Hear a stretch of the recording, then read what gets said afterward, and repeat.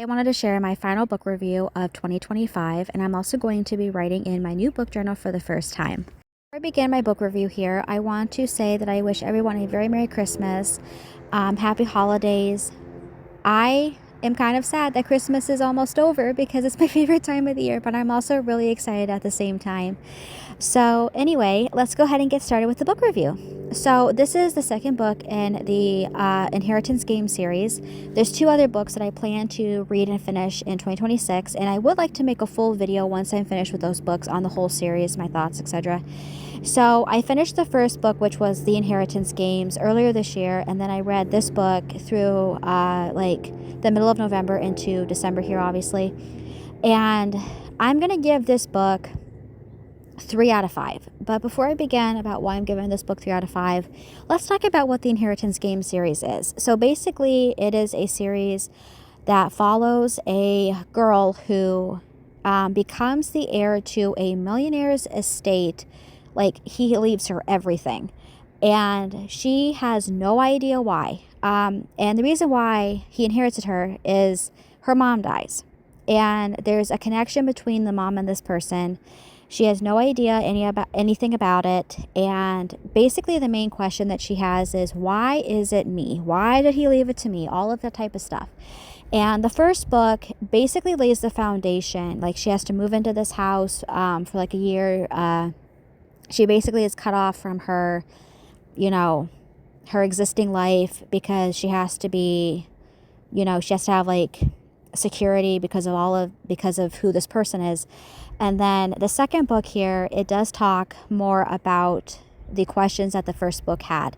So for example, one of the things in the first book was the mother tells her before she dies that there's a secret about the day you were born. And that secret is actually answered in this book, which I'm not going to share what the secret is because I am a very firm believer that everyone, when it comes to reading a book, should always have their, oh my gosh, or that was a plot twist, or the, what moment on their own instead of someone spoiling it. That's my personal opinion. I love when that happens in a book, and I feel like everyone should experience that with their own eyeballs for the first time without having to hear about the plot twists on someone's, review.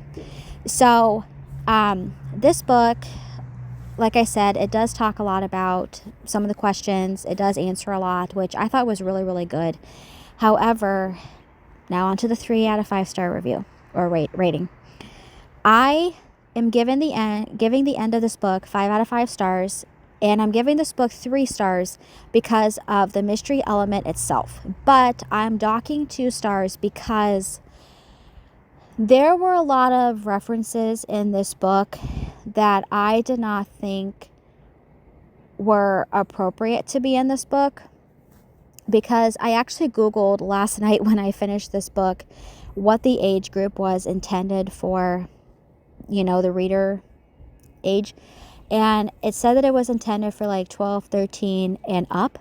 And I personally did not think that some of the references were appropriate in this book for that. And obviously everyone is going to be completely different with this, but if you're a person like me who is very strict, very iffy about what you read, I am going to share all of that. Like, I'm with every book I read that I share on this, on this YouTube channel, as well as on my book Instagram account.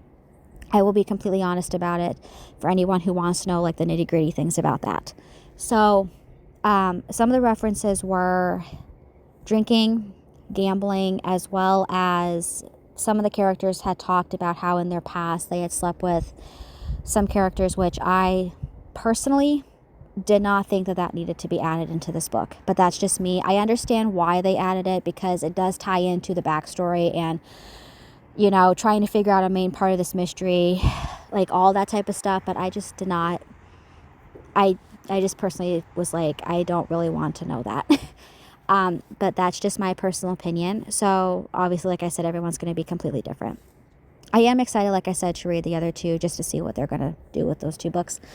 So now we're going to talk about my book journal. So I actually shared this journal in my last video on this channel, which was when I shared 4 book-related gifts for book lovers.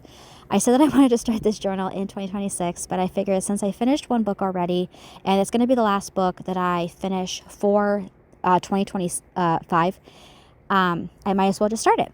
So what I want to do is I want to be more like detailed in my reviews, because sometimes I feel like I'm not detailed enough, and being the person I am with how I would like to know things about books that I'm wanting to try to read, that's kind of what I'm going based off of this, is what would I want to know about the book before I choose to, look at the book, etc.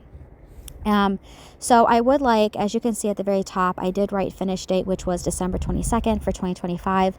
I would like to write the day that I started the book and then the day that I finished the book, but it did not occur to me until now, like yesterday when I was doing this, it did not occur to me to start like writing down what date I start a book on.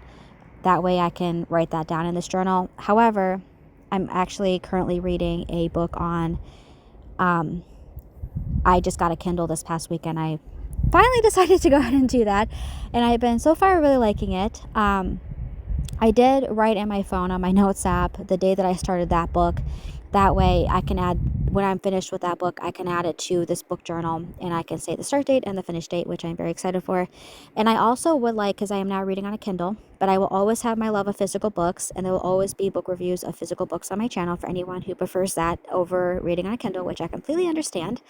I do want to write at the very top of the page, physical book or Kindle book. That way I just know. So I'm very, very excited for this new way I'm going to be reviewing books. I also am going to talk another video. I do plan to make a video of the books I'm getting for Christmas, and I might make a video talking about my Kindle and how I'm liking it before the new year, but I haven't decided yet. But I will go ahead and talk about my new rating system for like language, references, little like romance levels, etc. I also am going to be writing how many pages was in the book. Now, this book, I will say though, it did have I think maybe two or three more intense kissing scenes, which I personally was not a fan of. And I just did not think that they needed to be included, but that's just me. I am not a person that likes reading romance at all. I don't like it. That is, I know, a favorite genre for a lot of people, so to each their own with that. But I preferred this book mostly for the mystery, and that is it.